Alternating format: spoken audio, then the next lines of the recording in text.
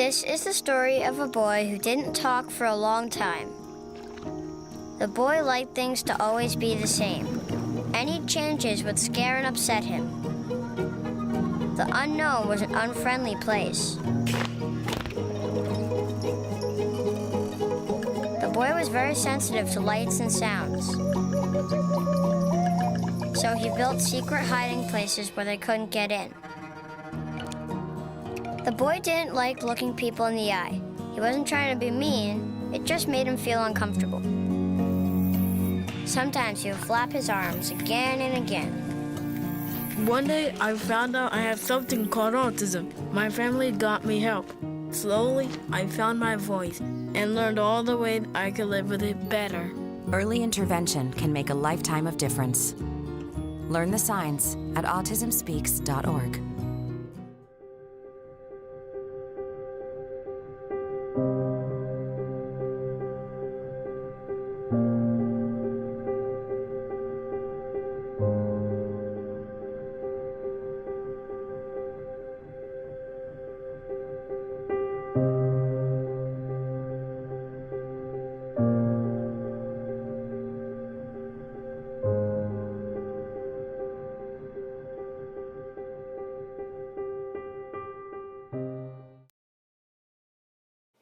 How have you adjusted your classroom to fit the needs of your student with autism?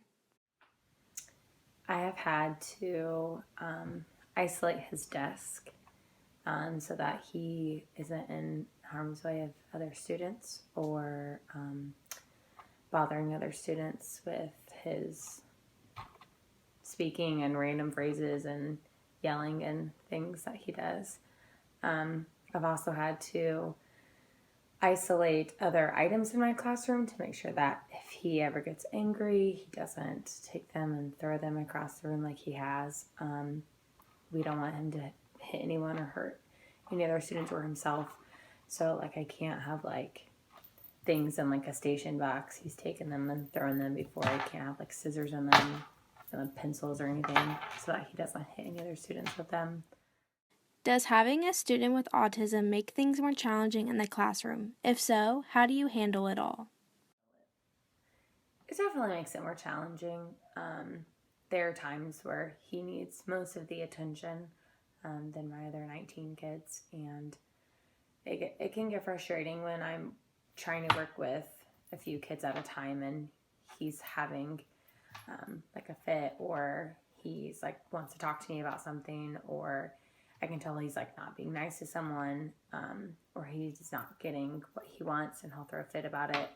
So it can be frustrating times like that, and just trying to make sure that my students are helpful for him, like they love him dearly, and they're always trying to make sure that he's like being a good boy and they're helping him whenever he like needs help. So like that's great.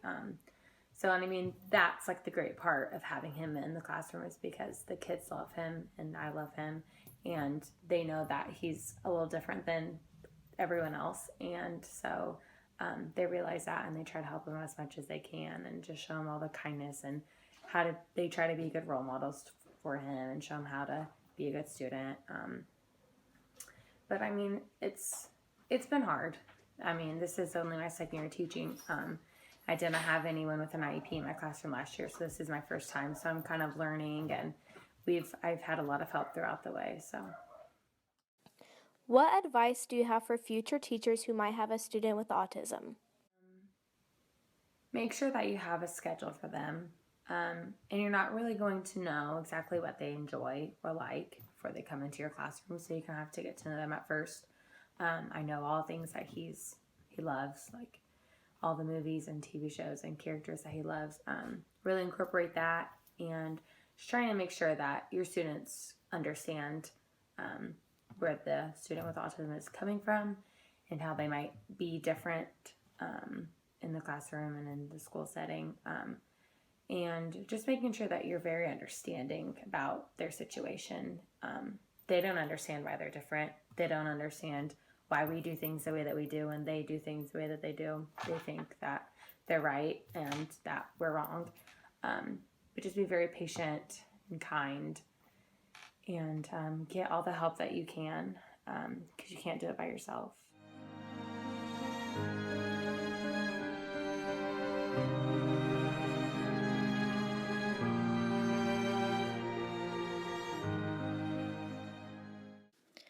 There are a couple of strategies that teachers can use in their classrooms to make their students with autism more successful.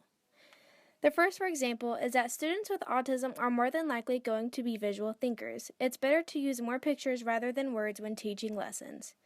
Secondly, find something that the student enjoys and try to relate lessons to that subject. For example, if the student likes trains, try and include trains in your lessons to get them more motivated.